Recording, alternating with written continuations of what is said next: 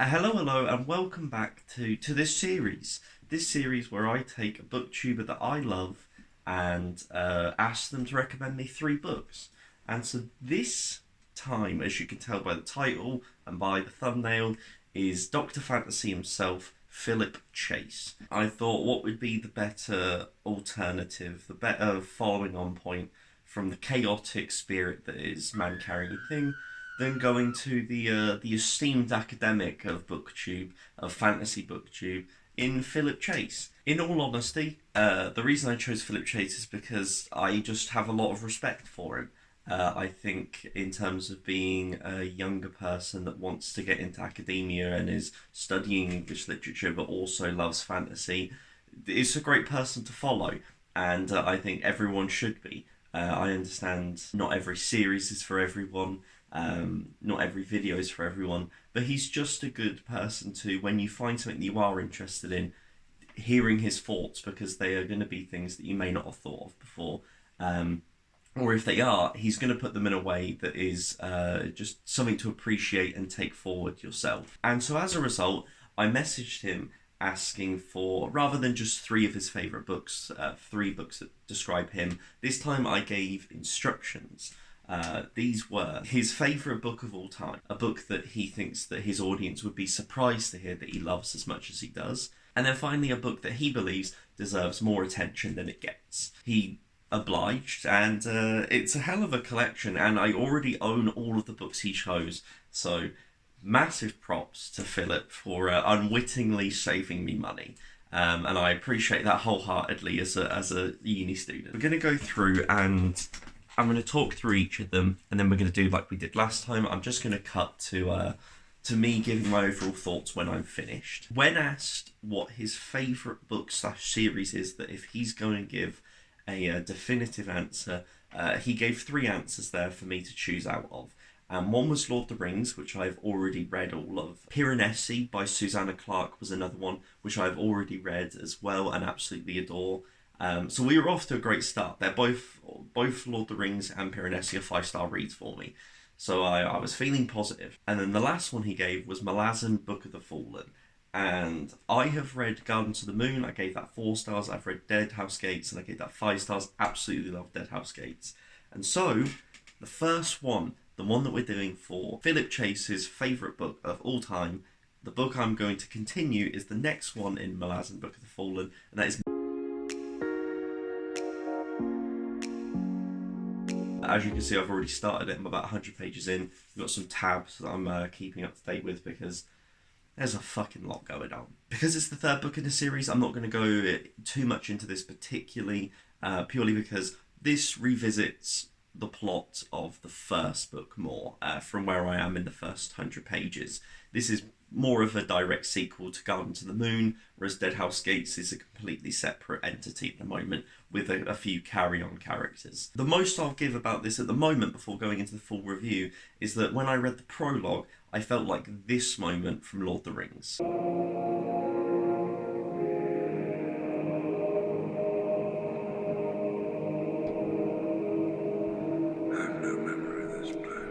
Whew. Memories of Ice is the best Malazan Book of the Fallen book yet. Jesus Christ. This is a behemoth, first off. It is 1,150 pages long. And every page is immaculate. As I said, this is way more of a sequel to the first book. And for those that have started Malazan and they're like, I'm not quite sure how I feel, because I completely understand that. I would recommend this is the point to get to. I know that is definitely asking a lot because it is the third book in some chunky boys. But this pays off so much that's set up in the first book. It functions as one collective. Like, I feel like Gardens of the Moon and Memories of Ice are two halves of a book. It's kind of like when a lot of the payoff for Way of Kings happens in Words of Radiance, and that you kind of have to read both to have that full conclusion. That's how I feel about Memories of Ice. I'm not going to go into specifics too much because it's the third book in a series. Incredibly funny. really, really snappy banter between the group that we're following, like the different types of groups. They all have different slight quirks and variants on humour. Some are darker than others. They feel fully realised in how their relationships and humour bounce off of one another. The first thing I actually tabbed in this book was because I was noticing in the first 50 pages how much the book was making me chuckle or like smile, laugh, etc. And then, so the next time I reached a joke, I was like, okay, I'm going to note this down. And so this was, they're describing, I won't say the place or anything because of spoilers, but it's the idea of they're trying to damage this thing and like this big city or place, and it didn't go well for them. And it's a description of, if you want to call kicking a hole in a fence before getting obliterated by the man who owns the house impressive, then go right ahead. And there's stuff like that, little snappy little memes that I thought were incredibly funny. The ensemble in this book works so well because it's simultaneously a lot of returning characters, and there is so much progression for those characters in this book. We see and fully contextualize Gardens of the Moon and the effect and who these people are and where they're now going. We see the path now laid before us. And also the new cast, there are some incredible new characters that pop up. For example, Lady Envy, I really enjoyed her dynamic with the people that she's with in this story. There's a real sense of momentum in this one, a real sense of there is a bigger game at hand and we need to get going on this. And everything is moving at such a pace and simultaneously allows slow moments, but when it explodes. And it's just so well paced, so well realised. World building's immaculate. Characters are on fucking point. Emotional. The ending to this was so... It was sentimental. I don't know, it didn't make me emotional in the sense of, oh, sad things are happening. The things that are happening, you kind of expect because this is a grim, dark tale. This is... things are going to happen to people. Not everyone's going to make it out alive. Instead, it's the sentimentality and the feelings of those that survive and what they carry with them and how they remember those that have gone that really takes this up to a level that I hadn't thought of before. Because this isn't that the characters are grimdark. In my opinion, the characters in this book are not grimdark. The world may be, and the scenario that they are in may be, but there is genuine heart and genuine love and affection and respect and so much sentimentality, so much thoughtfulness between these characters and their relationships. I don't know, I thought it was brilliant. So I don't think it needs to be said that I gave this a 10 out of 10. I think it is perfection. If the series peaks here, then well done, because I can't imagine it getting any higher, and if it does, then I feel like it is unfair to all other series. The thematic works. I haven't even talked about themes. Okay, themes. Themes are immaculate.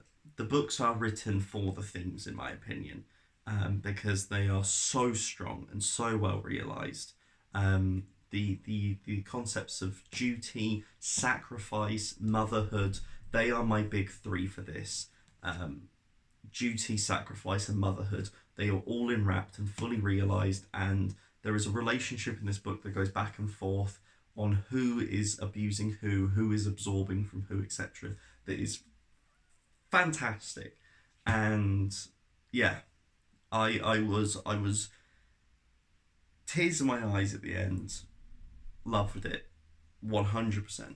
So next up was one that really shocked me. It was looking at a book that he thinks his audience would be surprised that he loves, and that one was... So I've been meaning to read Mrs. Dalloway for a long time. I've read Orlando and I absolutely adore that book. I think it is brilliant, absolutely brilliant. And so Mrs. Dalloway's been there for a while as one that I've needed to pick up. I also am studying this next year, so this was a big help because I get it out of the way. That's why I've been tabbing it so much, because I've been tabbing it in preparation for having to quote it, or yeah, you get it. Nevertheless, Mrs. Dalloway is about, I believe, just one day in preparation and the execution of a party It's the preparation of Clarissa Dalloway. The events of the novel occupy a single June day in central London as wealthy and fashionable society hostess Clarissa Dalloway is preparing for a party she is to give that evening. Through her thoughts and memories and the voices of others who have touched on her life and will attend her party, Virginia Woolf breaks away from the traditional form of the English novel and shows her genius as a writer who is both accessible and popular. I'm only 24 pages in, and so I don't want to give my thoughts away. Virginia Woolf hits different. Okay, you are rejoining me at 7:30 in the evening, where it's still 31 degrees Celsius. We are in the UK in the midst of a heat wave, like I think most of Europe is, and it's not going well for me. It's hot. I'm here alone. It's just a bit much, but we have been making progress. But down to the business at hand. Mrs. Dalloway by Virginia Woolf. This is a stream of consciousness novel based around a snapshot of time in between the First and Second World War in London, in a middle to upper to aristocracy level class of British people, and it centres around the aforementioned Mrs. Dalloway. She has organised a party that's taking place in the evening. It's basically a day in the life vlog of Mrs. Dalloway making her way through the day, planning, and the people that she meets. We're popping into the consciousness of those people. We are hearing their thoughts, their opinions, which is probably the biggest asset to this book. That the unraveling of all the different characters and their opinions, their differences, the way one views another and how the other one perceives the other's actions, all of this layers and builds up the themes that are being put through this. You've got themes of empire, race, sexuality, gender, class, duty, all these things building on top of another. And as you slowly unravel who these characters are and their views and where they are in life and where they've come from, how certain characters view another, it just deepens and enriches as you go along. This has, because I've read Orlando before, this has Virginia Woolf's kind of very witty. There are certain bits that very much made me laugh throughout this. And it was honestly surprising how much I enjoyed it, because as much as I loved Orlando, I've heard very mixed things about Mrs. Dalloway. I have heard people love it. I've heard people absolutely hate it. I've seen people DNF it. I've seen people 5-star it. I was not sure where I was going to fit along this line. And I have to say, I'm very glad that I did enjoy it, because I am studying it later this year. So if I didn't enjoy it, that would have been a hell of a rough ending. I can imagine a lot of people finding this extremely boring, because it is a day in the life of fucking British people. It's kind of dull. British people don't have a lot going on. And especially the middle class, fucking hell. This does enough in just character building, in commentating. The Virginia Woolf commentating on anything is fantastic. And she has great lines in this, like, let me find some. One thing I will say is, if you've read Mrs. Dalloway, you'll know Virginia Woolf loves her semicolon, because it's stream of consciousness, because it's someone rifling through ideas, their brain is flitting back and forth. That's what semicolon's there for. It's connecting two halves of a sentence that don't necessarily connect. So you've got semicolon after semicolon after semicolon after semicolon. Like, I think there was one page where it's just, I think there's like 8 semicolons in a sentence. And I was like, yo, pretty mad. So this is my favourite quote, because it's making fun of the middle class. It is just talking about an imagined future of London. And it's, when London is a grass-grown path, and all those hurrying along the pavement this Wednesday morning are but bones, with a few wedding rings mixed up in their dust, and the gold stoppings of innumerable decayed teeth. And I thought that was fantastic. Like, the imagery of gold stoppings of innumerable decayed teeth. If that does not... That's such a good piece of, like, description, such a good piece of symbolism. It is fantastic. And...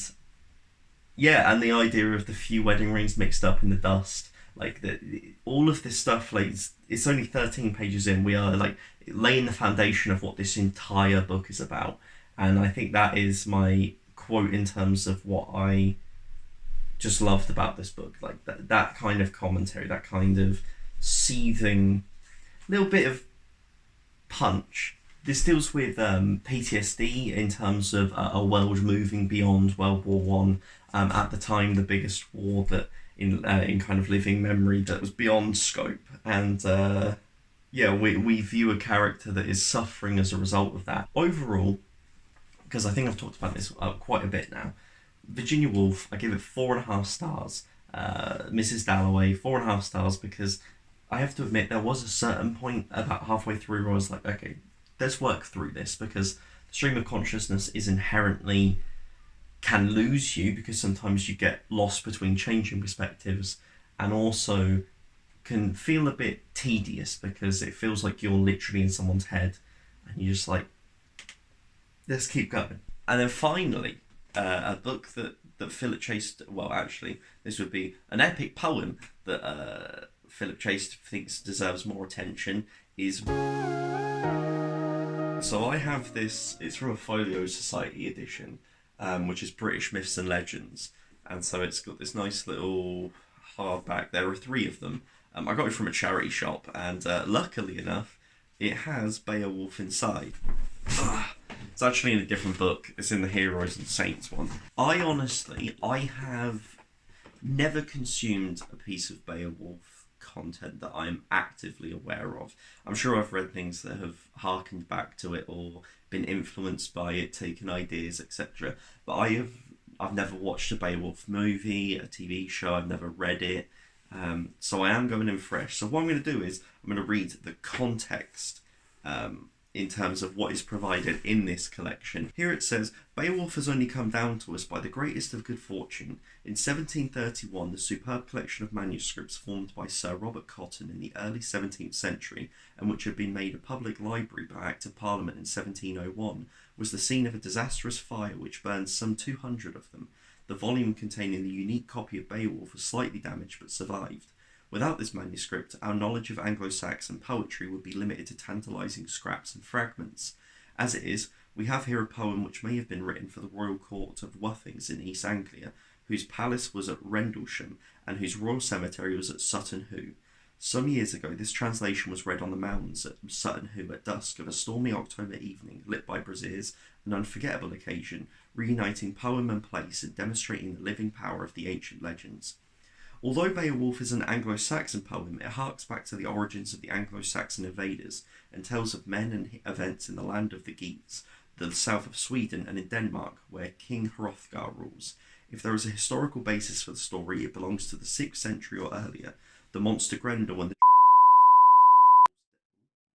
well, the spoilers.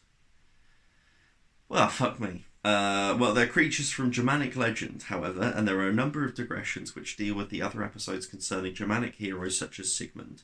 It reflects the roots of the Anglo-Saxon conquerors rather than exploiting Britain itself, but it also tells an English audience about their forefathers and the part of history of their race. Well, here we are. We're at the end. The end is here. And this has been a successful journey. I mean, you've heard what I said about Memories of Ice and Mrs. Dalloway. Couldn't gush about it more. And then we're ending on, in my opinion, the one that I enjoyed the least, and I purely think that's from an accessibility standpoint, and that is Beowulf. Now, what I will say about Beowulf is, it is extremely accessible. Whilst I've said that I didn't enjoy it as much due to accessibility, I was expecting it to be a lot more dense than it was. I was expecting to struggle. Maybe this is just the translation I have, but I found no problem. I got through it really nicely, really quickly.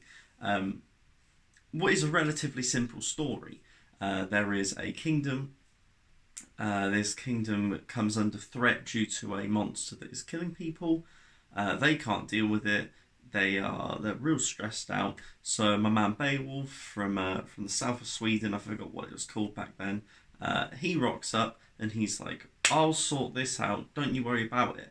And we pursue from there. Once again, I feel like it makes sense that through all of these ones, the main takeaway from every single book is the incredible work with thematics that are done across the board.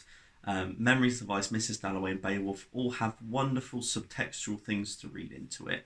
The work done in Beowulf with the idea of loyalty, duty, responsibility of care, etc., are all really well done.